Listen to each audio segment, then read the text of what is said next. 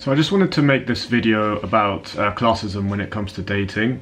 It's something that some of you may have experienced or perhaps not, and it's sometimes a little bit subtle. It mostly applies within British dating culture, I think, and it's kind of like ingrained within sort of British culture, generally speaking, I would say, where there's, I guess, just a kind of a slight element of, yeah, just classism's potential sort of prejudice, perhaps, when it comes to who somebody will select as a potential dating partner, which is based on social class, social status, etc. Some of you may have experienced this, perhaps maybe some of you haven't, but either way it's kind of just there. I think just ingrained within British culture.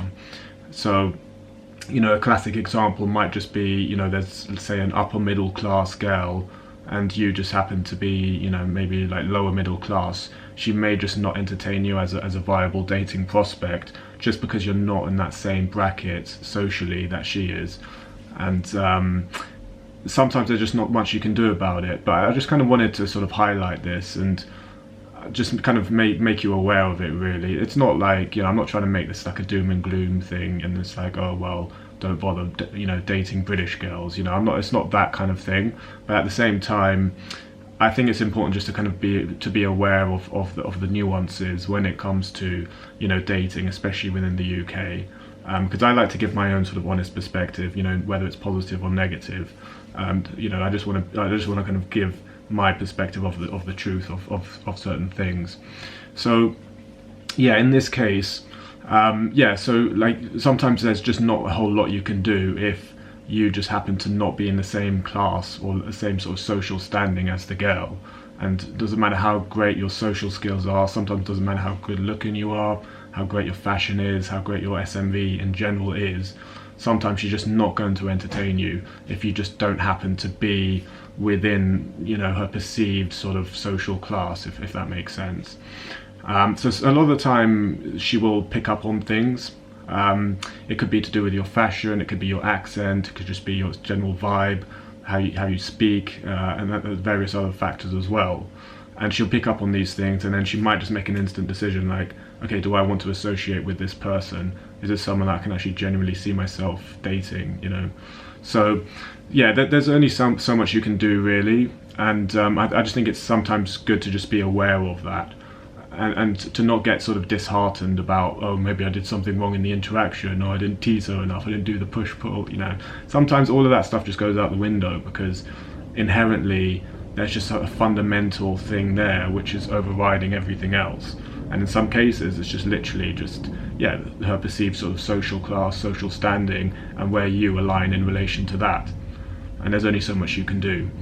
So I'm not saying don't approach English girls, far from it. I think that if you're a beginner guy especially, you don't even have the right to kind of to say like, oh, I'm not going to go for British girls. It's like you just need to approach everybody.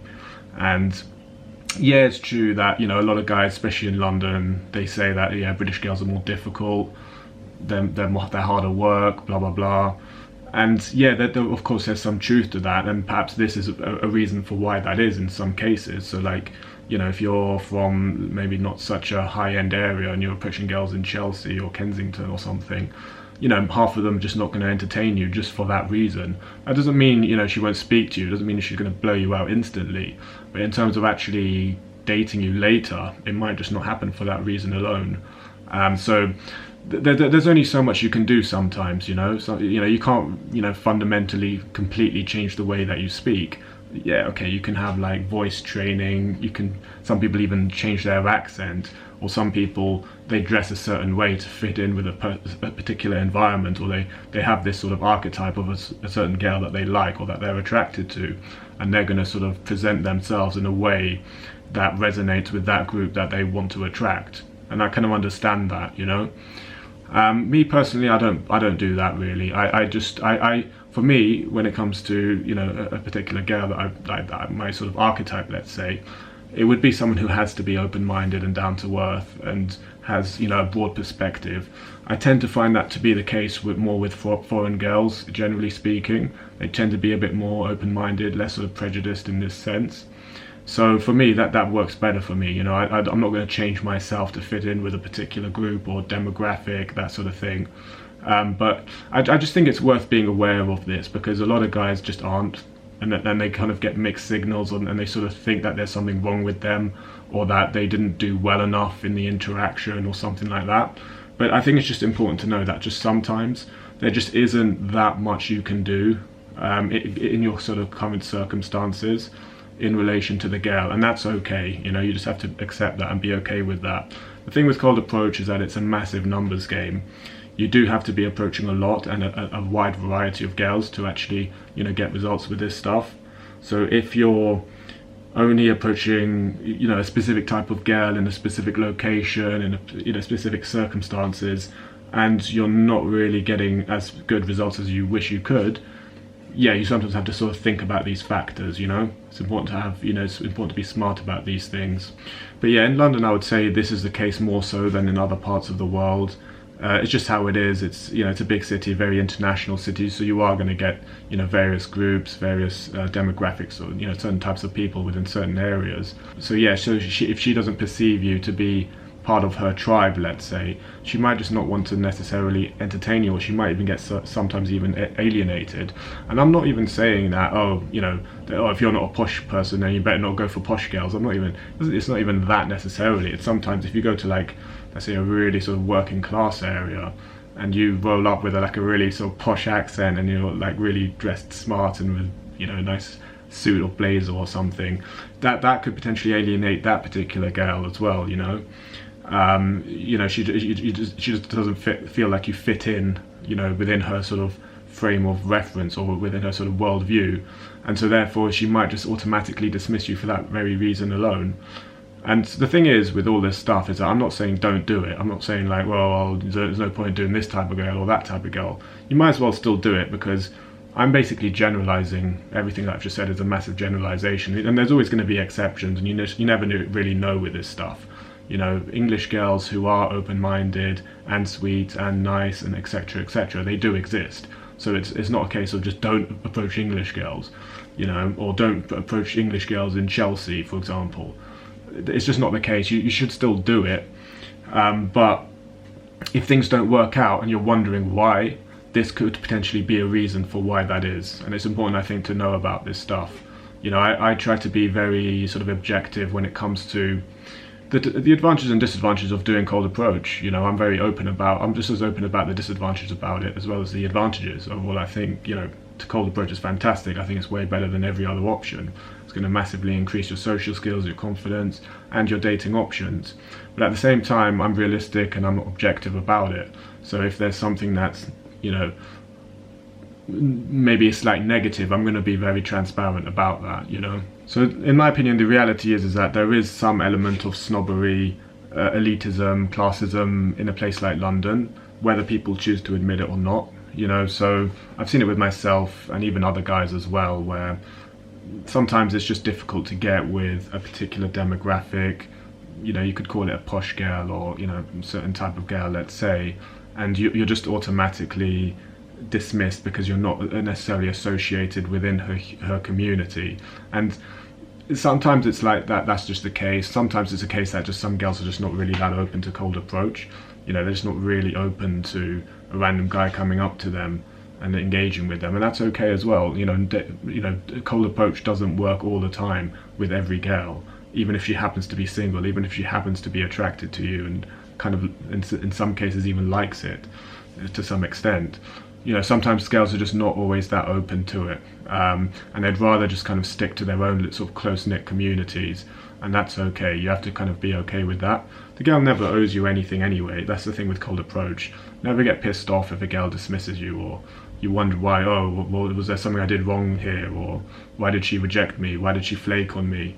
There's a lot of reasons why that's the case. It's all just kind of speculation. If you're coming, and you're never going to really know exactly why it is, but this can be a particular reason that people don't really talk about that much, actually. So I think it's important just to kind of be aware of it, as, you know, it's just because it's the reality, you know. So yeah, let's say you're sort of, you know, coming from a working class background, you approach a girl who's, you know, let's say on the posh side in some high end part of London. Yeah, okay, it might just be difficult to get with her realistically, you know, that's just reality sometimes. And it can be a bit annoying as well when you know, you approach these girls, you know that they're coming from this sort of angle of, you know, having sort of, you know, left-wing ideologies, and they believe in sort of inclusivity and stuff like that. But in the reality is that they don't necessarily act like that in terms of their actual actions or how they actually live their lives. So obviously a lot of the time they're happy to you know, talk about, you know, left-wing ideologies, inclusivity, but when it comes to who they actually associate with, often there's a bit of a disconnect, or a bit of a disparity there, really. And you can see it in London anyway. In general, it's like, you know, go to almost any coffee shop, you know, like, who's serving you the coffees there? It's not like posh English girls, is it? You know, normally it's normally it's normally a foreign girl or foreign person who's doing that. And that's the reality, is that people, they stick to their own little bubbles. London, as much as London is perceived as being a very sort of liberal place, there is a lot of prejudice. There is a lot. It's not like discrimination, but there's sort of an underlying sort of prejudice. People have their own sort of communities and bubbles and that sort of thing. They actually stick to it, you know, and that's just a reality. So there's only so much you can do in some cases. What I would say is, don't feel inadequate, don't feel insecure if that's the case. You know, if you are someone who isn't necessarily part of that, you know, upbringing, or, you know, whatever, don't think that, oh, I can't do it, or it's not worth doing, because you just never know. You should still do it, and in the back of your mind also be mindful that, well, that could be a reason for why things aren't going to progress. But you don't lose anything for trying, and that's the thing with this. That's the nature of cold approach. You never lose anything for trying, so you might as well always try and do it. So, like, I don't want to put like a negative spin on this, but at the same time, you know, I try to be realistic. I try to be objective, just my own sort of perception of how things are going on, and that's just kind of what I perceived from all my years in doing this. And I've seen it with other guys as well. So I think sometimes it's just important to just put things into perspective and just be realistic about things, really. It's like, if you compare it to Scandinavia, for example, where everyone's kind of more on an equal footing, and there's more of a sort of a socialist sort of undercurrent there anyway. It's like, people are just generally not as snobby. There's more of a general sense of open-mindedness in a place like that, and that's sort of ingrained within the culture. So it's easier to sort of get within a particular social circle, let's say, and they're not going to sort of judge you necessarily for that, or they're not going to discriminate against you for that, let's say. And that's good, you know. That's kind of what I like, really. That kind of resonates more with me. But that's just how it is in a place like London. It's a bit different sometimes. But the good thing about London is that, despite all its, you know, downfalls, it is actually a massive, massive, massive city with lots and lots of people always coming and going. It's a massively transient place. So there's so many opportunities, actually. So that's the advantage of a place like London, is that you just never know. It's like, you can literally meet anyone from any part of the world or any part of the country in London, and you don't really know what they're going to be like until you actually go up and speak to them. So that's the kind of the key thing, is that, yeah, there's always going to be some inherent sort of prejudice, and yes, we tend to prejudge, and yes, sometimes we feel a bit sort of inadequate or insecure sometimes when it comes to going up to somebody who we perceive in a certain way. But in the end, you just never really know. You know, we do have a tendency to prejudge a lot, but in the end, you just have to kind of go for it. Just to keep an open mind. Don't get sort of disheartened if things don't go well.